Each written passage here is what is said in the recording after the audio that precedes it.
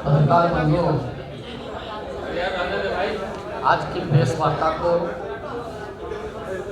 Bharatiya Janata party के वरिष्ठ नेता, बिहार विधानसभा में नेता प्रतिपक्ष विजय कुमार सिन्हा जी संबोधित करेंगे।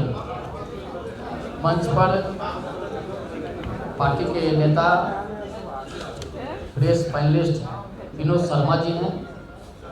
हम माननीय नेता प्रतिपक्ष विजय सिन्हा जी से आग्रह करेंगे कि आप पत्रकार बंधुओं को संबोधित करें। चालू है।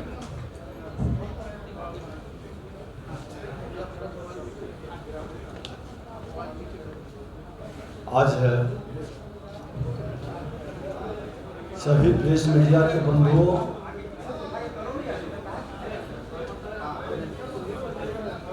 बिहार के अंदर जिस तरह से अराजकता का माहौल है और जून माह इस अराजकता के चरमोत्कर्ष पर पहुंचा। ट्रांसफर पोस्टिंग के नाम पर किस तरह से नियम कानून को ताक पर रखकर फंड की उगाही की गई, दागदार जूनियर लोगों को अपने चुनावी रणनीति के तहत मनचाहा पोस्टिंग डाक बुलवाकर दिया गया और इसका परत दर परत रिजल्ट भी अब सामने आ रहा है। आप शिक्षा विभाग के अंदर कनीय कर्मी को मदरसा बोर्ड का अध्यक्ष बना दिया गया, जबकि यह पद भारतीय प्रशासनिक सेवा अथवा बिहार प्रशासनिक सेवा के स्तर के अधिकारी का है। आरडीडी पद का प्रभार विभिन्न जिलों में कनीय शिक्षा पदाधिकारी को दे दिया गया। ये सब आप ही लोगों के माध्यम से आ रहा है, जांच के क्रम में निकल रहा है।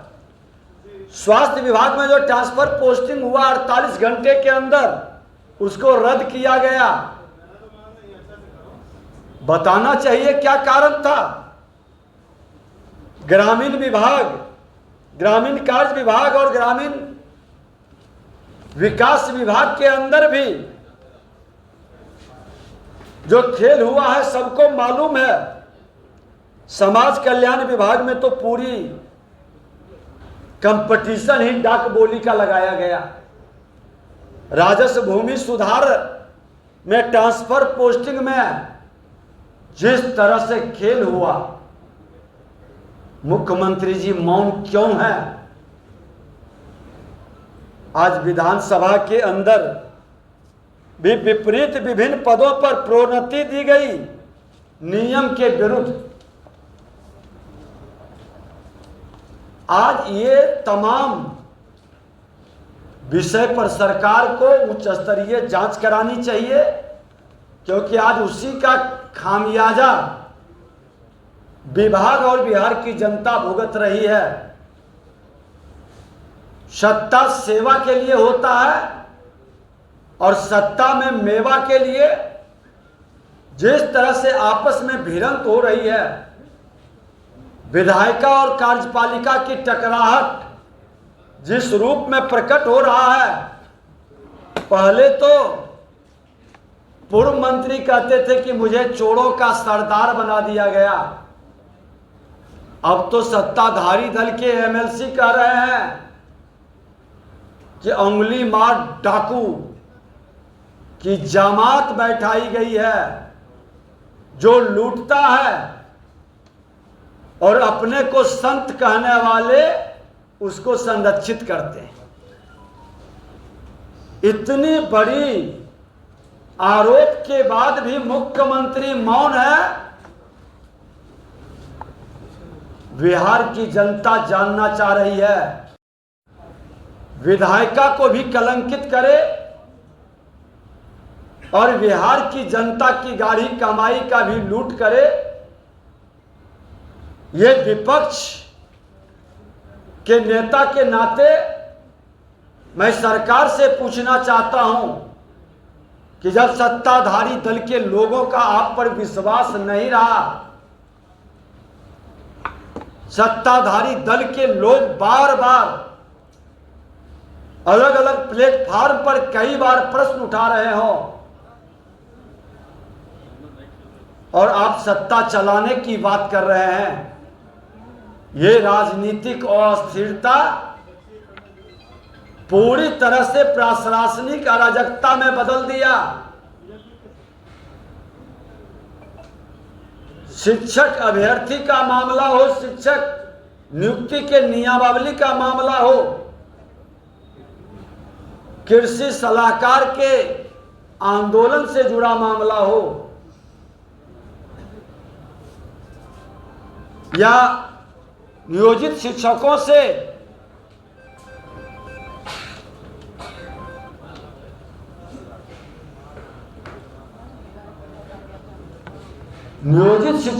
जुड़ा मामला हो, वित्तरहित शिक्षकों से जुड़ा मामला हो, मुख्यमंत्री जी आप मौन क्यों हैं?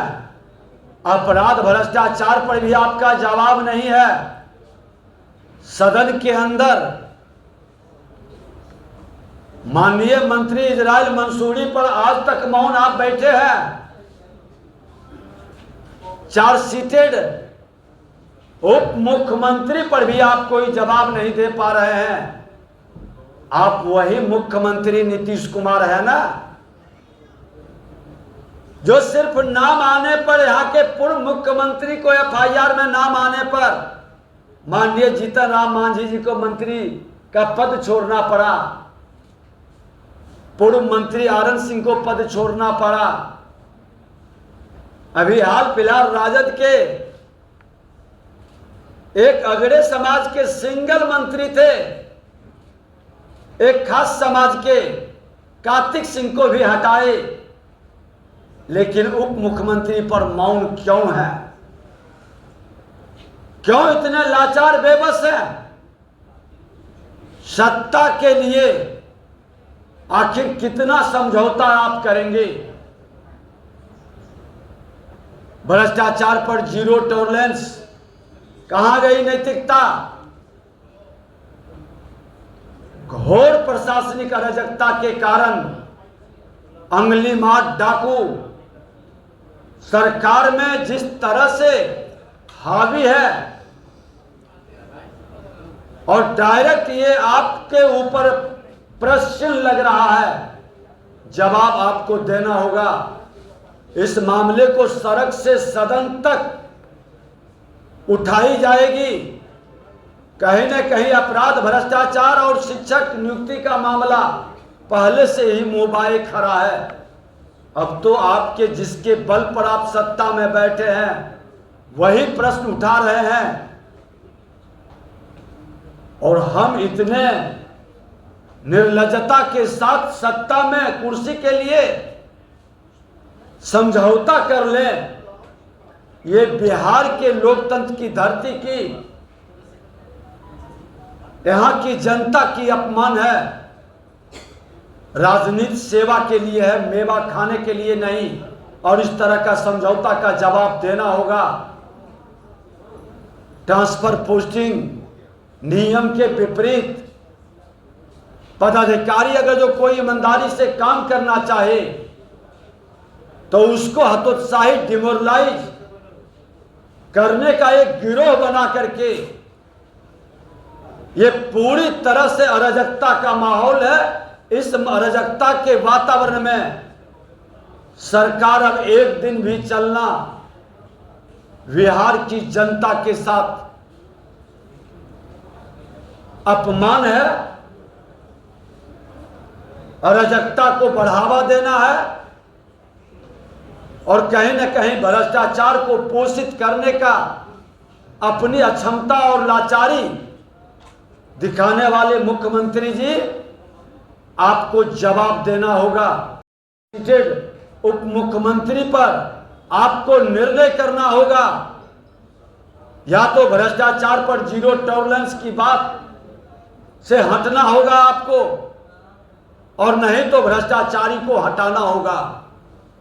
निर्णय आपको करना है, समय आपके पास बहुत कम बचा है।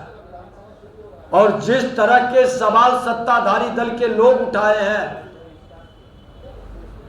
उसको विपक्ष के नाते हम इग्नोर नहीं कर सकते। गंभीर विषय है, इस पर जवाब देना होगा। जिस तरीके से सीबीआई ने चार्जशीट किया है, क्या लगता है कि आप लोग सदन में इस मामला को उठाएंगे, चलने देंगे सदन को?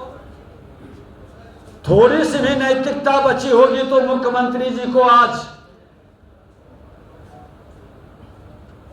72 घंटा पूर्व हमने जो प्रश्न पूछा है उसका जवाब देना होगा। सत्ता के लिए समझौता, 50% कमीशन खोर और हिस्सेदारी के लिए समझौता,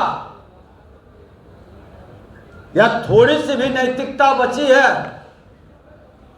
तो सरकार में ऐसे भ्रष्ट लोगों को बाहर का रास्ता दिखाने की हिम्मत जुटानी होगी।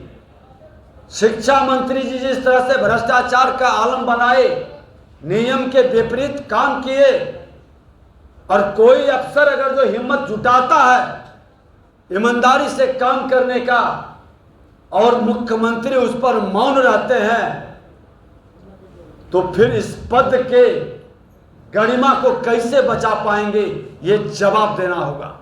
सर, नीरज कुमार का एक बयान है, जदयू के प्रवक्ता है, कहते हैं कि भाजपा के साथ जो जुड़ता है वो सदाचारी हो जाता है। भारतीय जनता पार्टी हमेशा अपराध और भ्रष्टाचार के विरुद्ध स्पष्ट घोषणा किए हुए है, और कोई भी भ्रष्टाचारी माननीय न्यायालय के द्वारा दोषी है उसके पक्ष में भाजपा कभी खड़ी नहीं हुई है। 13 वाला जो हाँ। और 13 तारीख को भारतीय जनता पार्टी विधानमंडल दल के सभी सदस्य और भारतीय जनता पार्टी हम लोग गांधी मैदान से अपराध, भ्रष्टाचार और शिक्षक नियुक्ति में घोर अराजकता के विरुद्ध विधानसभा मार्च करेंगे, और सदन के अंदर मुख्यमंत्री जी जब आपके सहयोगी सत्ताधारी दल के लोग ही विश्वास नहीं कर रहे तो आप सदन में चलाने की हिम्मत कैसे जुटा पा रहे हैं, किस नैतिकता के आधार पर सदन में आप विपक्ष को फेस करेंगे, ये भी बताना होगा।